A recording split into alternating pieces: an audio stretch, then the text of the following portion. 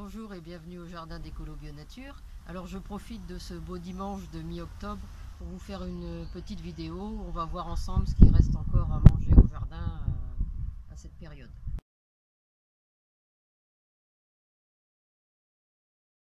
Alors on va commencer par ici, sur la terrasse.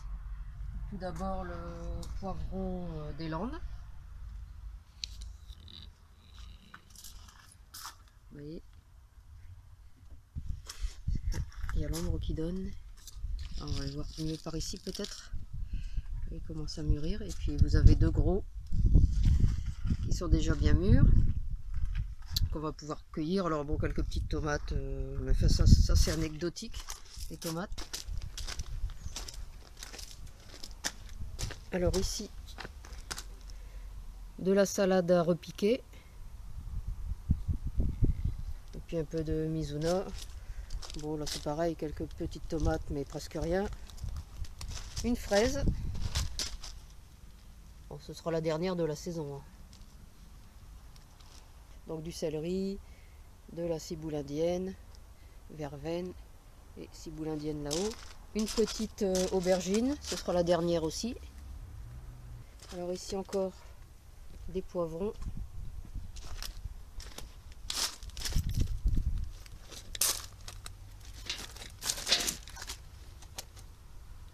Voilà, qui commence à changer de couleur. Des poivrons jaunes. Bon, quelques petites tomates de ci, de là. De la bourrache, ça il y en a un peu partout. Ici il reste un peu de tomatillo. C'est de la même famille que les physalis. Il y en a encore ici. Et là-bas. Alors cela c'est une autre variété, ce sont des tomatillos violets. Alors dans le jardin, il reste encore quelques courges, c'est les dernières. Et ici, j'ai du chou qui est un petit peu caché. Voilà. Du chou noir de Toscane. Alors les radis d'hiver. Bon, il n'y en a pas qu'ici. J'essaie de vous en montrer un. Comment ça voir.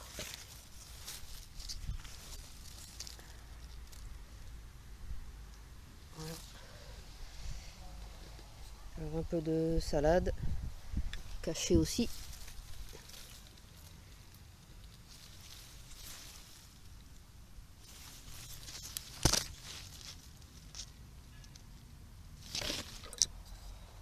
Et des blettes. Alors ça, des blettes, il y en a partout dans le jardin. Puisqu'ici, quand on doit faire de la place pour mettre une nouvelle culture, on ne désherbe pas, mais on déblette. On enlève des blettes pour pouvoir mettre autre chose. Alors là-bas, de l'autre côté, je sais pas si on va voir, je vais essayer d'aller...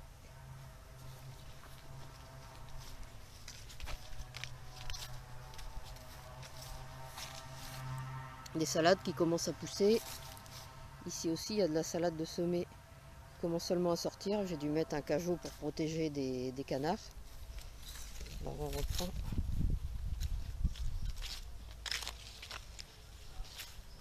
Alors bien sûr, ça a des aromatiques, ça y en a tout le temps. Là, c'est de la sauge. Il y a encore un peu de capucine, de la bourrache, du chou. Alors ça, du chou, il y en a partout aussi. C'est comme les blettes, hein. Regardez, encore des blettes ici. Parce qu'on fait une grosse consommation de chou, tout ce qui est chou-feuille, surtout. Alors les ocas du Pérou, qui seront enlevés juste avant les premières gelées. Voilà, il y en a de l'autre côté. Bon, ça, c'est de la salade qui est en train d'être bonne. Les graines vont commencer à être bonnes à être récoltées.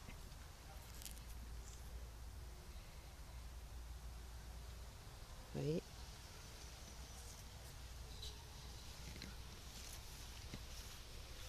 De l'amarante. Alors une poire de terre, c'est pareil, ça va partir avant les premières gelées, ça reste pas au jardin. De la mauve. Encore du chou. Ça, les choux-feuilles, ils restent là tout l'hiver. Ils gèlent et ils dégèlent. Un chou de Banton ici. Ça gèle et ça dégèle sans problème. Et on en a tout l'hiver. Alors j'ai oublié là-bas au fond, bien sûr, les topinambours. Alors il y a topinambour et puis Helianthus. Il y a les deux variétés. Il n'y en a plus tellement ici parce que ça fait 10 ans qu'ils sont à peu près à la même place. Donc la terre commence à en avoir assez là. Donc l'année dernière j'en ai mis devant. Et je crois que j'aurai une plus belle production devant. Alors ici, quelques canards au passage. Mais eux on les mange pas bien sûr. Alors de la guimauve qui va bientôt disparaître. Enfin qui reviendra au printemps bien sûr. Du kénopode bon riz. Des poireaux perpétuels qu'il faut que je démarie. De l'oseille pourpre. Encore des poires de terre. Encore du chou derrière. Alors là-bas, il reste un chou kale.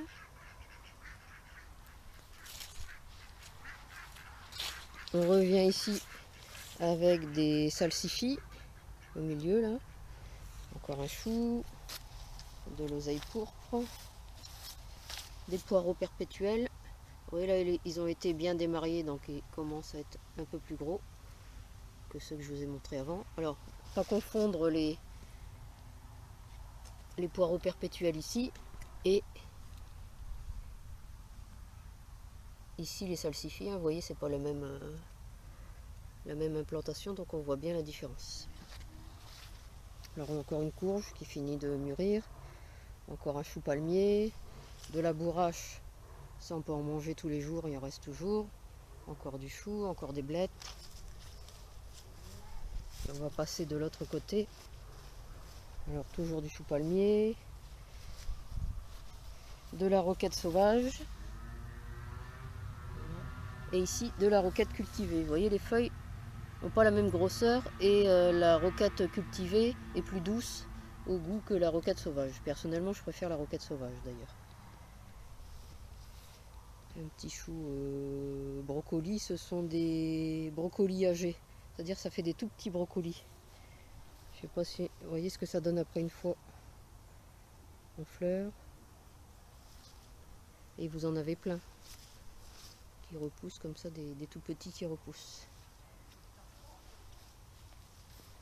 Alors ici, de l'oseille épinard. Et puis deux derniers choux raves, alors vraiment un tout petit, et celui-là ça va, il est de taille à peu près normale. Ici encore de l'oseille épinard, de la salade, il va falloir repiquer. Ici il reste des courges, c'est en train de finir de mûrir. Là, on a encore deux ici. Variétés différentes. J'ai notamment une courge de Siam, pas si vous avez remarqué là.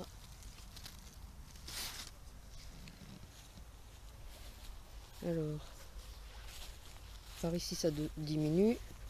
Encore d'autres variétés de choux.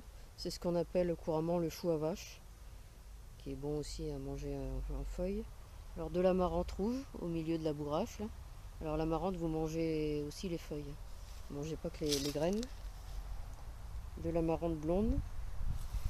Encore des ocas du Pérou. Encore des poires de terre. Ici, deux petits poireaux qui se baladent là, je sais pas comment ça se fait. Un chou. Encore des courges, des sweet potatoes. Alors, des aromatiques, de la menthe, du chou kale, encore de l'amarante, des choux cabu express, encore des tomatillos. Alors ça c'est des violets. Du persil, puis encore un chou à vache au milieu. Ah ben voilà, les petits brocolis âgés. Vous voyez ce que ça fait. Hop, hop, en voilà. Il y en a encore plein qui vont repousser là, là, ici et là. Alors, qu'est-ce qui reste ici? Il y a encore tout ce qui est betterave, il en reste encore pas mal. On en a cueilli, mais il y en a encore plein. De la mauve, Encore des betteraves sur le côté. Et toujours des blettes. Alors il faut savoir que ce qui est chou et blettes, il n'y a pas que nous qui le mangeons, les canards et les poules aussi. Quand même. Alors des carottes. Ça, des carottes aussi, il y en a un peu partout, mais on les voit plus. En fait, je mange surtout des carottes l'hiver parce que je les redécouvre quand il n'y a plus trop rien d'autre au jardin. Je me dis, tiens, il y avait des carottes à cet endroit-là. Alors on va aller au fond. Là, j'ai ressemé du chou Sima d'Irapa. Ici, il y a un peu de tout. Il y a des blettes, il y a du chou. Là, il y a des épinards. Ils sont un peu mélangés avec les radis de la Mizuna. Toujours des radis daikon.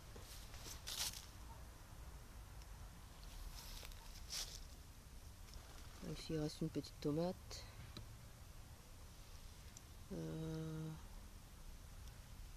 Ici, des radis roses de Chine et de la moutarde japonaise, alors plusieurs variétés. On va passer comme ça. Et pas tard, mais c'est déjà à l'ombre. Avec les grands arbres du voisin, c'est déjà à l'ombre.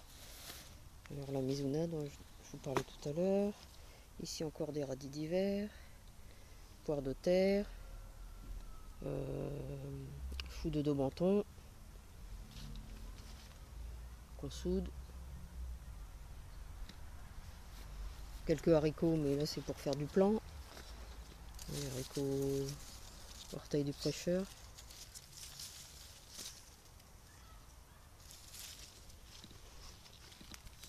Alors ici c'est un peu la forêt vierge. Il y a des capucines. Alors des capucines, on en a beaucoup aussi parce qu'on mange pas tellement les fleurs, mais plutôt les feuilles. On mange beaucoup de feuilles de capucine. Et puis après la fleur, vous avez le fruit qui apparaît avant que ça devienne la graine. Vous voyez, ça fait des petites capsules comme ça. Et nous on mange ça comme des capres. Alors toujours du chou, un physalis, toujours des capucines, du céleri là derrière aussi, les capucines. Alors les épinards d'Asie, on va passer de l'autre côté.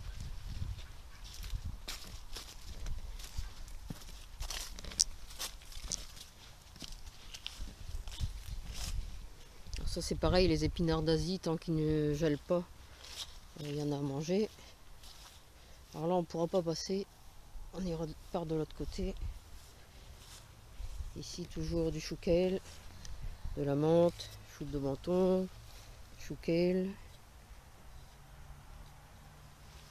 capucine. Alors, je suis un peu bloqué pour passer. Un chou paumé, un petit. C'est des restes, hein, tout ça. Toujours de l'amarante. Alors on va aller par derrière, sinon on ne pourra pas passer.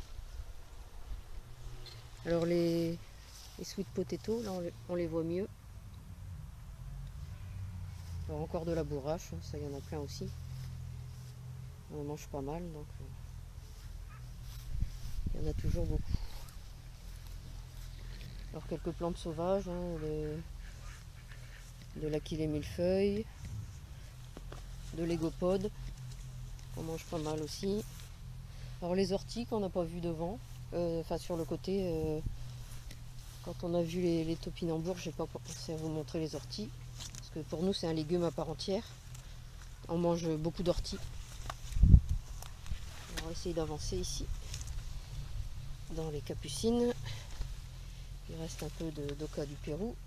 On va essayer de pas trop marcher sur les capucines.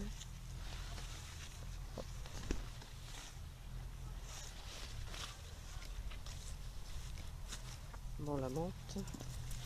Ça, de la menthe, il y en a un peu partout aussi. Encore des radis d'hiver, des poires de terre, du chou rouge. Là, c'est des choux rouges. Eux, ils vont partir avant les premières gelées. Alors là, des soucis de la tétragone. Ça, il y en a plusieurs endroits aussi.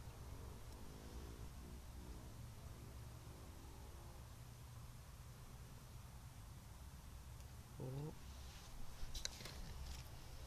Là, des choux de Bruxelles. Ils ne sont pas gros cette année.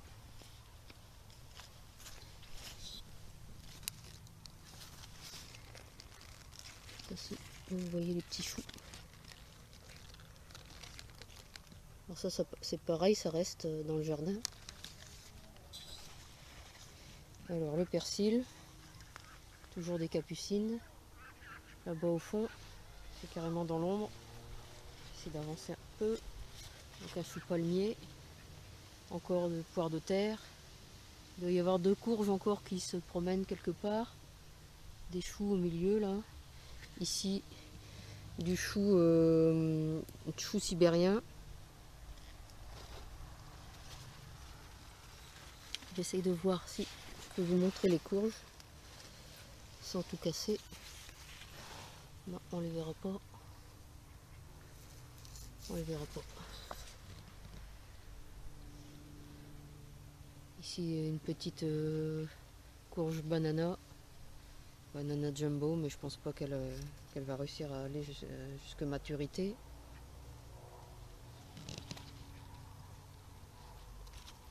Des choux, de la consoude, encore des choux brocolis là, du céleri, encore des petits brocolis, des cyclanthères qui sont en train de repousser. Alors on peut manger les feuilles aussi, hein, quand il n'y a plus de fruits, on peut manger les jeunes feuilles.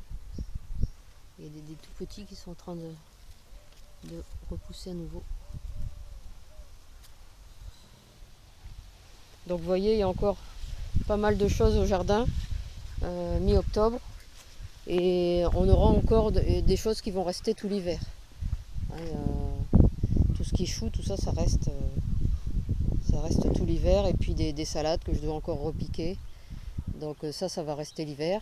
Et il y a encore beaucoup de choses aussi dans la serre, mais ça, je vous présenterai ça dans une prochaine vidéo. Alors vous pouvez vous abonner à la chaîne YouTube pour être sûr de ne manquer aucune vidéo. Vous pouvez aussi visiter le blog www.ecolo-bio-nature.com et bien sûr retrouver des trucs et des astuces dans mes livres dont vous trouverez la liste ci-dessous. À bientôt!